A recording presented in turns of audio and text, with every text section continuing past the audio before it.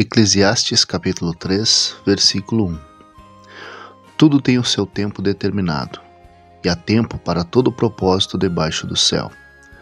Há tempo de nascer, tempo de morrer, tempo de plantar e tempo de arrancar o que se plantou, tempo de matar e tempo de curar, tempo de derrubar e tempo de edificar, tempo de chorar e tempo de rir, tempo de prantear e tempo de dançar, tempo de espalhar pedras, tempo de ajuntar pedras, tempo de abraçar e tempo de afastar-se de abraçar, tempo de buscar e tempo de perder, tempo de guardar e tempo de lançar fora, tempo de rasgar, tempo de coser, tempo de estar calado e tempo de falar, tempo de amar e tempo de odiar, tempo de guerra e tempo de paz.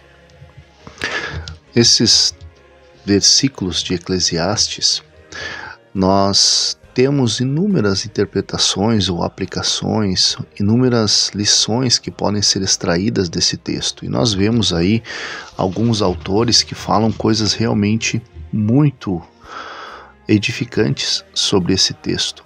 Mas eu acredito que uma das coisas mais importantes de se entender acerca deste texto, que o sábio escreveu de forma poética, então não se trata tanto de uma interpretação literal, de uma perspectiva literal, mas é uma questão mais poética, em que ele vai condensar uma síntese da existência humana debaixo do sol, ou debaixo do céu.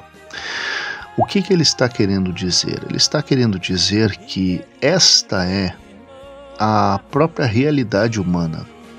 Cada um de nós teremos as nossas porções de tudo que nós vivermos.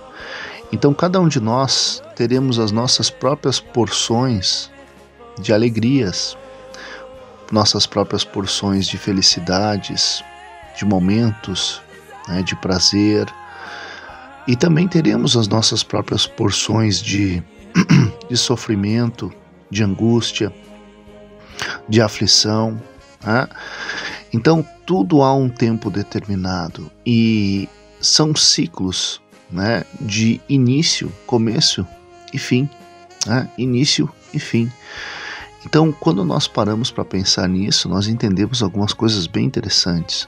A primeira delas é que as coisas passam, independentemente do que aconteça na nossa vida, do que vier a acontecer na nossa vida, será apenas por um tempo determinado. E depois iniciará outro tempo determinado. A questão é que nós não podemos imaginar, ou nós não podemos saber quando que um novo tempo vai surgir na nossa vida, e nós também não sabemos qual será a intensidade desse novo tempo. Não sabemos qual será a durabilidade desse novo tempo. Então, se nós não sabemos quando irá iniciar um novo tempo, qual será a intensidade e qual será a durabilidade, nós temos apenas que entender que, independentemente de quando iniciar, de qual for a intensidade e qual for a durabilidade, esse tempo ele vai passar.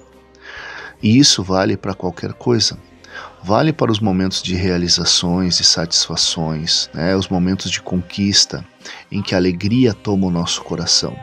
Nós temos que entender que não dá para nós exagerarmos muito na euforia quando as coisas boas acontecem, porque elas também vão passar. E nós precisamos ter cautela, ser um pouco mais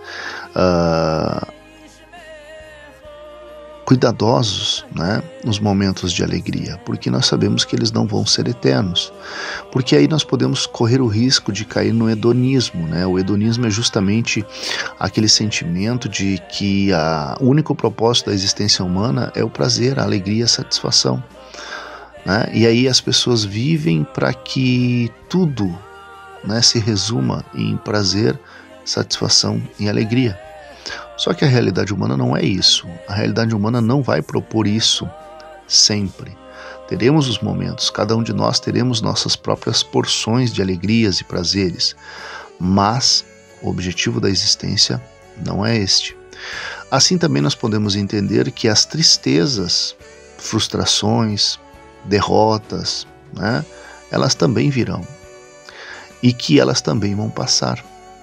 Portanto, não há motivo para permitirmos cair no desespero absoluto, né? Se desesperar pelas condições, por mais terríveis que elas sejam, porque assim como elas chegaram, elas também vão terminar e vão embora. Então este é um ensinamento interessante que nós podemos tirar de Eclesiastes capítulo 3, versículo 1 ao 8. Tudo tem o seu tempo determinado, e tudo que começa também termina. E isso vale para as coisas boas e vale para as coisas ruins. Eu não sei, né, da totalidade das alegrias que eu terei na minha vida, qual a porcentagem eu já vivi e qual a porcentagem eu ainda tenho para viver. Eu não sei da totalidade dos sofrimentos e dores e decepções e aflições da minha vida, que foi reservado para a minha vida. Eu não sei qual a porcentagem eu já vivi e qual a porcentagem que eu ainda vou viver. O que eu sei é que eu só tenho o tempo de hoje para mim lidar e para mim de fato viver. O passado, ele não pode ser sombra e não pode me causar ansiedade e sofrimento. O que é passado, passou.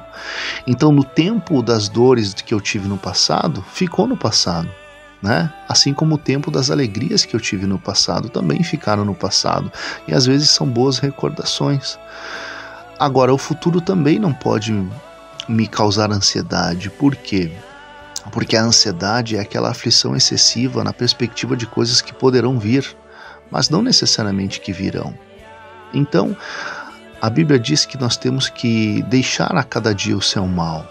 Então, a ansiedade sobre aquilo que virá não é para nós permitirmos, né, entrar em nosso coração. Vivamos o tempo que nós temos hoje, né? Se o tempo de hoje é um tempo de alegria, é um tempo mais confortável, tempo de estabilidade, que bom, vivamos esse tempo confiantes, alegres e gratos.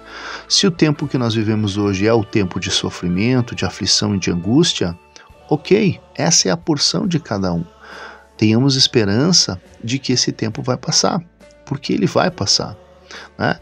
Então, outro problema que nós também temos que tomar cuidado é tentar viver a vida dos outros, né? Querer o que os outros têm na nossa vida. Porque quando a gente vê, por exemplo, as pessoas no seu tempo de alegria, o tempo de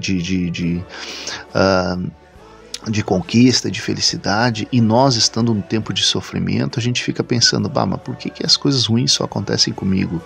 Por que somente eu sofro? Quando não é verdade. As pessoas que estão no tempo de alegria já tiveram o seu tempo de sofrimento, ou ainda terão. Porque o fato é que todos nós teremos a nossa porção de alegrias e sofrimentos. Todos nós. E aquilo que está reservado a nós não são os outros que vão viver. Somos nós. Portanto, aquela projeção de contentamento com base na realidade dos outros é somente aflição de espírito, né?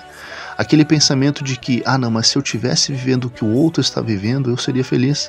Se eu estivesse conquistando o que o outro está conquistando, eu seria feliz. Se eu tivesse, né, essas sensações que o outro está tendo, eu seria feliz.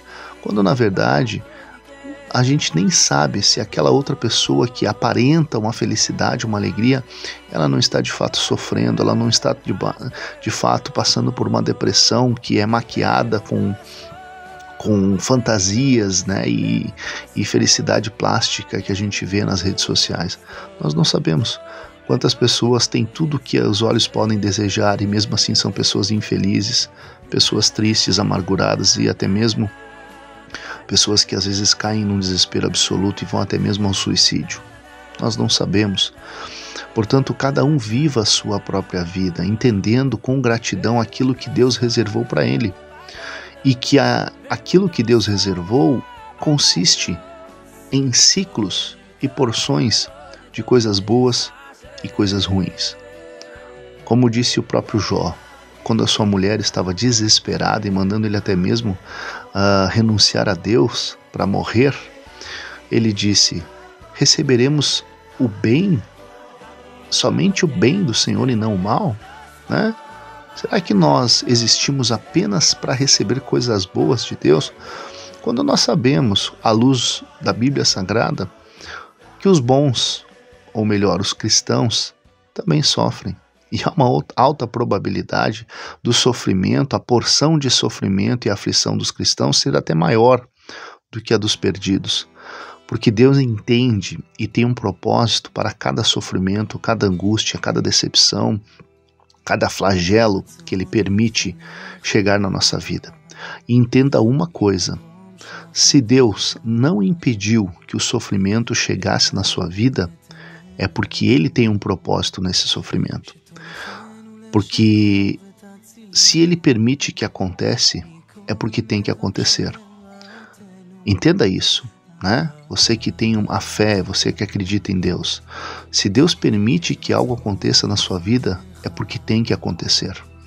É porque Ele quer te ensinar alguma coisa, é porque há algum propósito. E, além disso, é a sua porção. É aquilo que Deus reservou para você. Portanto, seja grato. Seja grato. Cristo nos deu um grande exemplo, né? Ele recebeu e aceitou de bom grado tudo que Ele teve que viver nesta vida, né? Na condição de homem, como vindo aqui para ser o sacrifício perfeito pelos pecados da humanidade. E Ele sabe, ou Ele sabia, de tudo que Ele deveria passar. E Ele aceitou de bom grado. Foi a porção dele, né? O sofrimento pelos pecados da humanidade. E Ele aceitou isso. E Ele recebeu isso. E Ele passou por isso. Isso também deve ser um exemplo para nós, né? A porção de cada um é de cada um, né? Eu não posso viver aquilo que foi reservado para os outros, e os outros não podem viver aquilo que foi reservado para mim. E nós não sabemos, mais uma vez eu vou dizer, quando que um novo tempo, seja de coisas boas ou coisas ruins, vão acontecer. Nós não sabemos a extensão, a magnitude deste novo tempo, e nós não sabemos qual a durabilidade deste novo tempo, mas nós sabemos que, assim como o tempo de agora vai terminar, o tempo que virá também irá terminar. E somente quando chegarmos na eternidade que as coisas não terão fim, que serão eternas. Ok, pessoal? Um abraço.